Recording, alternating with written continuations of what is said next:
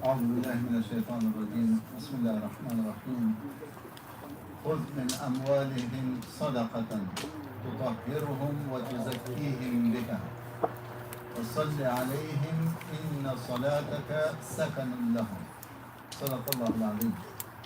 Brother Awaqar al-Muhtaram, today is the 10th of the month of Ramadan. So inshallah tonight is the 11th. Shabi also Humas, Ruzi Dawma, Sipari Kadi. There was so much further. Inshallah, 1/3 of the month passed. 1/3. 10 nights passed, so 20 nights are remaining, inshallah. We try our best to maximum our effort for the remaining 20 nights, inshallah. صحبت که داشتیم راجع به زکات بود. دو شب گذشته راجع به زکات صحبت کردیم و شب گذشته صحبت از این بود که فرق بین زکات و تکس چی است. زکات و تکس یا مالیه. کسی که مالیه و تکس میپردازم میگه که من مالیه میپردازم و تکس میپردازم، من مجبور یا ضرورت نیست که من زکات بپردازم. او درست نیست، چرا که زکات جایش هرگز تکس و مالیه گرفته نمیتونه.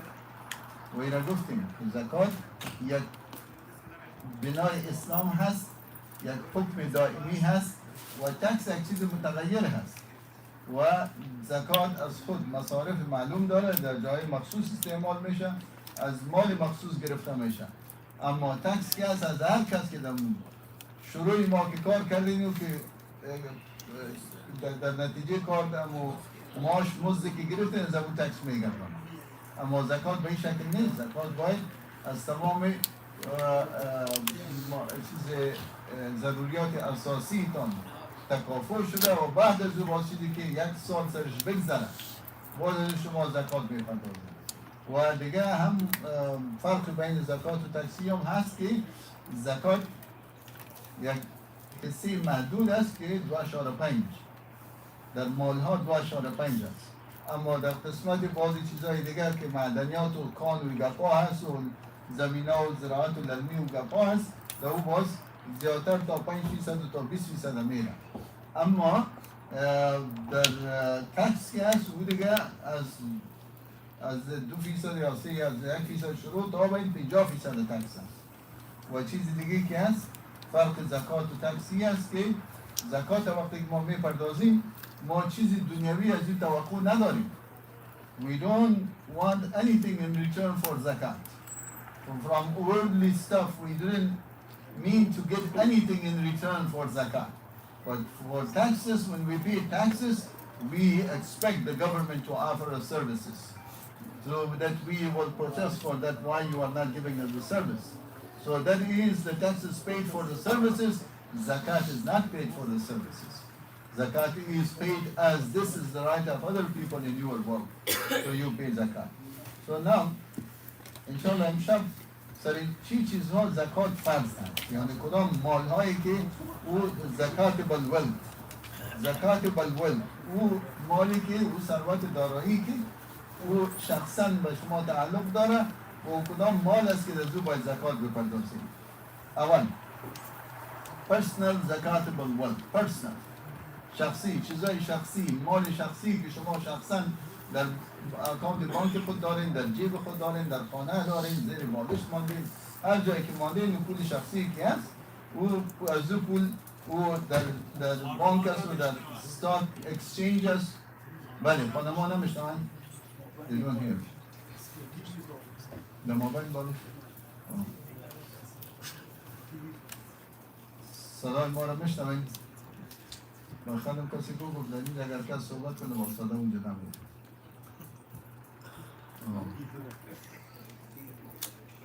بله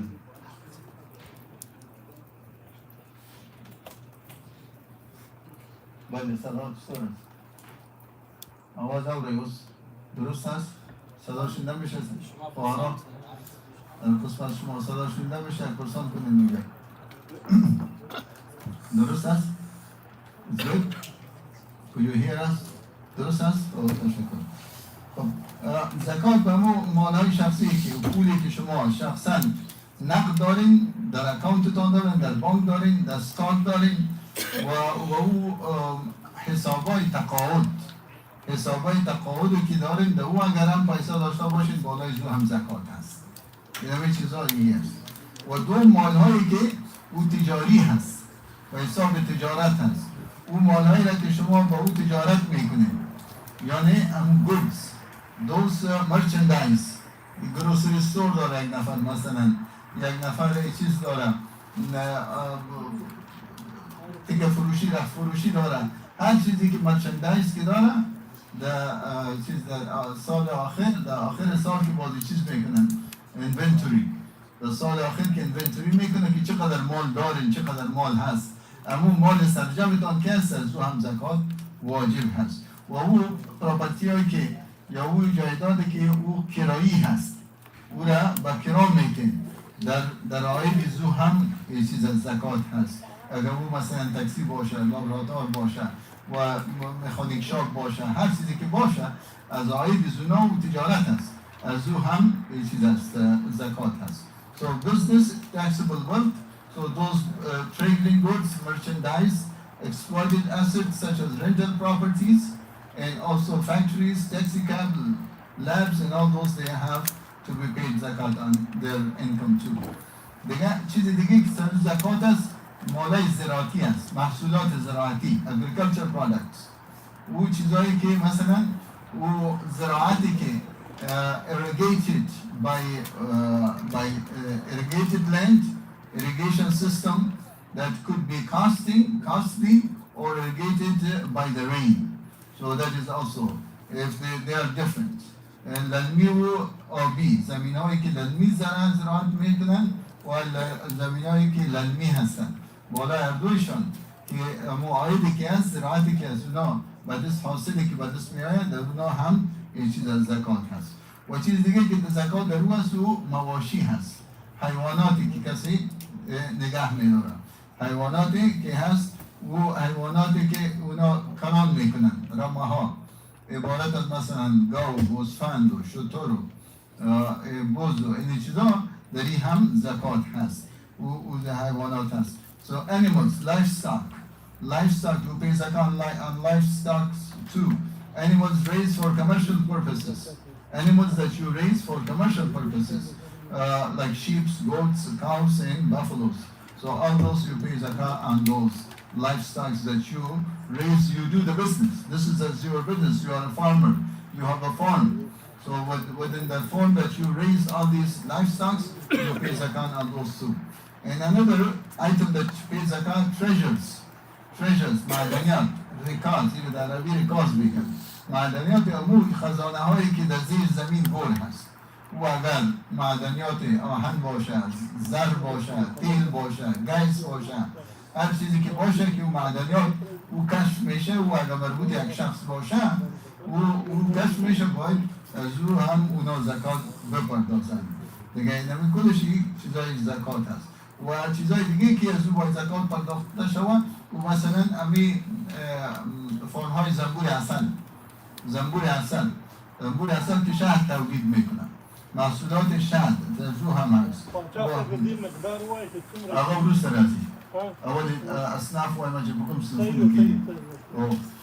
دیگه چیز دیگه که هست و dairy from livestock. مثلا تخمای زراعتی، مرغای زراعتی، کسی که فرمش داره که به حساب شخصی کسی نگاه میکنه او چیز نیست و مصارف خانه اگر باشد زکات نیست. خب این خو امو اصنافی هست که these are the items that you pay zakat on those. But what are the items that you are not supposed or you are not required to pay zakat on those? خب بعضی اصناف دیگه که بالای زو زکات فرض نیست، واجب نیست که زکات شو پردازه. او مثلا او چیز شخصی هست، جایداد شخصی، personal properties، جایدادهای شخصی هست و فامیلی هست و او که نن کمرشل، تجارتی نیست. شما به خاطر ضرورت شخصی خود خانه دارین، یک خانه دارین، دو خانه دارین، سه خانه دارین، از او به صفت تجارت کار نمیگیرین، مگر شخصا او ملکت شماست، سرزو ملکت زونا شما چیز نمیتین، زکات نمیتین. و همچنان مواد غذایی هست، مواد غذایی که شما برای مصرف خود نگاه میکنین، در شروع سال به تمام سال حفظ میکنین، نگاه میکنین، سرزو هم زکات نیست.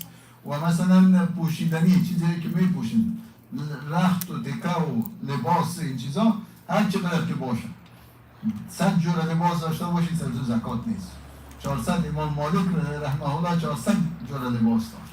هر روز یک لباس نو میپوشید، بازو لباس دوباره نمیپوشید، بازو را کسی دیگه را میداد. دیگه یعنی پوشیدن هر چقدر که شما لباس داشته باشید مشکل نیست. او که وضعیت شخصی خود کس باشه. و دیگه چیز رهایشی، هر چیزی که رهایشی است شما اما اگر فرنیچر هست در فرنیچر در خانه دکوریشن هست، هر چیزی که به خاطر زندگی خود رو استفاده میکنه از او هم زکات نیست. و دیگه چیزی که زکات بالش نیست ترانسپورتیشن، چیزی که به خاطر ترانسپورتیشن خانه شما استعمال میکنید، موتر هست، هر چیزی که هست، ولو کس کشتی داشته باشه، کسی طیاره داشته باشه، 2 موتر، 3 موتر، 4 موتر، 5 موتر در هر خانه که باشه سرزیا زکات نیست، چرا که برای ضرورت شخصی هست، فامیلی از او استفاده میکنن، اینا هستن. و او حیواناتی را که شخصا در خانه کس بر خود نگاه میکنن و زنا هم نیست. مثلا حتی گاوهایی را که بر خود شخصا نگاه میکنن از 1 تا 29 گاو، از 1 تا 29 سر گاو سرزو ای چیز نیست، زکات نیست. و همچنان گوسفند یا بز و چیزای دیگه که کسی یک خانه داره در فارم هست و خانه فارمی هست، اونا گوسفند و چیز بز نگاه میکنن، از 1 تا 39 زکات نیست، باز که 40 شد باز زکات میشه. دیگه همچنان همون مرغ و ایگپا که هست و یا باز چیزای دیگه که اسب نگاه میکنن برای شخصی شوخی، pet as a pet you keep some of the animals that you don't pay zakat on those too. اگر اسب باشه دیگه چیزای باشه و دیگه چیزی که زکات بالش داده میشه او افزار هست. افزار یعنی وسایل کاری. شما که در هر کاری که هستین، در هر بزنسی که هستین، شما یک چیز وسایل کار دارین. اگر مثلا مکانیک هستین شما باید وسایل مکانیکی داشته باشین، شاید $1 وسایل مکانیکی شما. اگر شما گروسری استور دارین در اونجا یخچال و ایگپا و داش و ایگپا رو جور میکنین، این وسایل هست. سرزی وسایل این چیز نیست، زکات نیست. از این وسایل شما زکات بدین. Tools, devices, instruments, equipments used in one's personal business, no zakat on those. In agricultural land, و زمینی که او خدا کنه 100 اکر زمین داشته باشین، در زمینی که از او زراعت، از او محصولات زراعتی به دست میاد، در او زمین، در خود زمین چیز زکات نیست، در عایدش است، در محصولاتش است، اما در خود زمین در اون چیز نیست. و دیگه او جاهایی که او جایدادهایی که او چیز از وقف است، مثل مساجد و مراکز هست. این مساجد و مراکز اینا هم تکس نمیدن. مسجد است، مثلا شفاخانه است، مکتب است، یتیمخانه هست، مدرسه هست، دارالحفاظ است، این چیز است، نرسینگ هوم است. اینا که هست این به خاطر خدمت به مردم این چیز است، اینا هم از زکات مستثنا هستند. و چیز دیگه که از زکات مستثنا هست کسب حرام. یک چیزی که از راه حرام به دست آمده باشه باره زو زکات نیست. خواهی چی؟ دیگه هم کسب کنن؟ نه. اما چیزی پیسه حرام که از کلش باید مصرف کنن، باید نمانه. یعنی این یک امتیاز نیست به اونا که برین شما هر چیزی که حرام کسب کنید به او زکات نیست. نه، یعنی با معنی ازی که این پیسه در اصل وجود این پیسه باید نباشه. این وجود این پیسه از بین بره. باید کل پیسه را چیزی که از راه حرام به دست آمده این باید پس به اون صاحبش، اگر دزدی باشه پس به اون صاحبش داده شود. اگر چیز از قمار باشه چیزای دیگه باشه باید پس از خود به کسایی داده شود که مربوط زناست یا خیرات شود خودش شما این چیز کنید، از خود دور کنید. دیگه نمی چیزایی است که و اگر شخصایی که متعلق با اونا را نیافتین با دور خیرات کنید، از خود دور کنید با اون چیزی که حرام باشه از او این چیز نمیشه. مالا که توش حرام باشه خیرات دو میشه؟ خیرات سوال خوبی است. مثلا در بانک شما اکانت دارین، در بانک به شما سود میده. او سود را که گرفتین، او سود را شما از مال خود دور میکنین. این که دور میکنین به صدقه و خیرات و جای چیز میکنین. شما به صفت صدقه و خیرات را دور نمیکنین یا به کسی نمیتین. شما به صفت ایزی که یک چیزی حرام است از خود دور میکنین، به این صفت را به کسی دیگه میتین. شما اجر و ثوابتان نیست که خود از حرام نجات دادین. نه که شما صدقه و خیرات دارید و صدقه و خیرات باز از مال حرام نمیشه. این چیز مسئله زکات هم هست. خب زکات بالای کی فرض هست؟ اولی که مسلمان باشه، مسلمان زکات باید بده، و دیگه که صاحب نصاب باشه. To be a Muslim, the condition for the person to be qualified for paying zakat. Number one, to be a Muslim. Muslim has to pay zakat. Non-Muslim, they are not required in Islam because they are not Muslims. And also reaching a minimum threshold.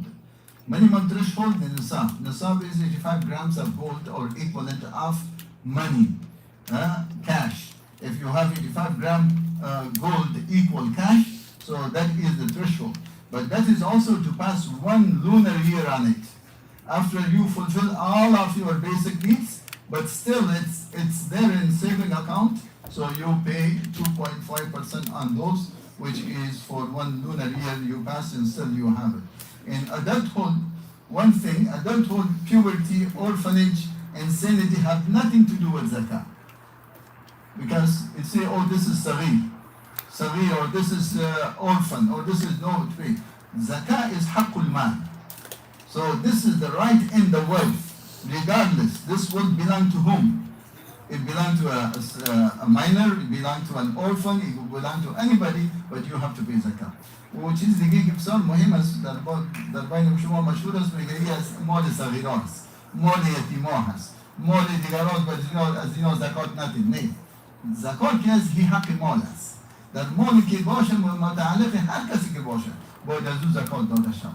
اگر او از صغیر باشه، اگر او یتیم باشه، از هر کسی که باشه باید به او داده باشه. شاید در این مسئله یه چیز نظر دیگه هم وجود داشته باشه که بالای صغیر و بالای یتیم نمیشه، اما اکثر علما با این هستن که نه، زکات المال که هست زکات حق هست، حق مال است. باید و مال زمان هغه پیسې چې د کار د طریقه بانک ته ځي او هغه ته مصرفي او کار کوي، مثلا عواید د کار څنګه کېږي که نه هغې زکات هغه نصاب مونږ وویلې چې نصاب ته د ورسېږي د شروع د کار نه تر اخر د کاره پورې ستا نصاب همدغه باقي پاتې شو 15 ګرامه سرو معادل تا سره پیسې وي په منځ د کار په منځ کې که ټیټ او ټیټ شي پروا نه لري، خو د اخر د شروع د اخر د کار کې چې وګوره اخر د کار ستا بیا مونږ هغومره پیسې دي، تا پیسې راځي او پیسې ځي، نو کوم چې پیسې ته پاتې کېږي پیسې راځي ځي نه پاتې نو چې نه پاتې کېږي نو تاسو صاحب د نصاب نه یې نو بیا ولې پوښتنه کوئ؟ دغه خبره ده که دا پوښتنه وکړئ.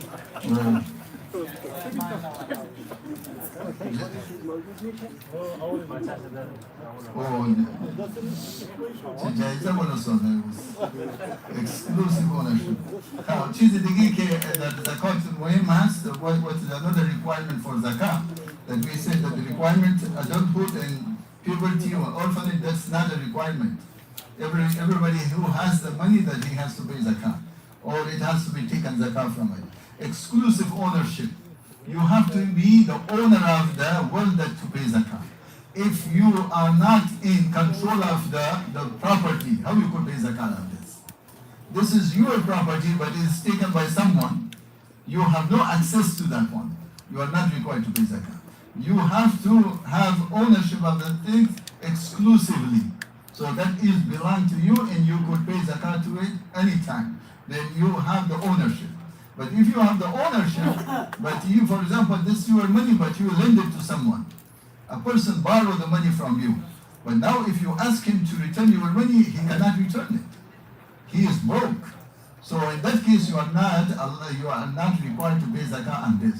But yes, if the money, you lend it to someone, if you ask them today, they will return it today. So on that money, you have to pay zakah.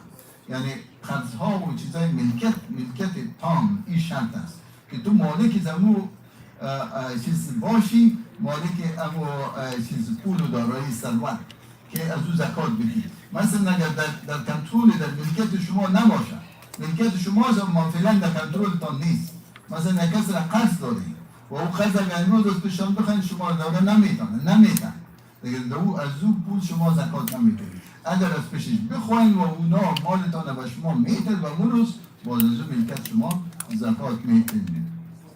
و یک سال باید سرزو بگذاره و همچنان ولت او که چیز قرضای باشه 401k و مثلا اون چیزای دیگه که باشه او را شما باید زکاتش بپردازین و چه قسم زکاتش میپردازین که او را اگر در صورتی که پیسه تقاعد شما کشیده شود پیسه تقاعد شما کشیده شود اگر سر شما جریمه می آید تکس می آید وایش کشیده چقدر نت همون نت پولی که به شما به دستان می از اون پول شما زکات میدید اوکی؟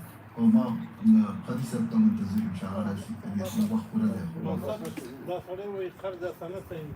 قرض حسنه این دیگه پس قرض حسنه میتونه است اگر شما قرض دو قسم است یکی قرض على مؤثر یعنی قرض على معسر موسر و کسی که در یسر در حالت آسانی هست او پول داره اگر امروز از شما پول تانه خواستین برتان میده پول تانه که در این صورت سزو پول شما قرض میدید اگر قرض به کسی دارین که او مصرف کرده او پول نداره شما زو پول بخوانید خب پول به شما داده نمیتونه دیگه پول است که سرزو باز قرض نمیشه دیگه اینمی هست و انشاءالله شبای آینده راجع به این که چقدر زکات پرداخته میشه راجع به صحبت خواهد کردیم و صلی الله تعالی علیه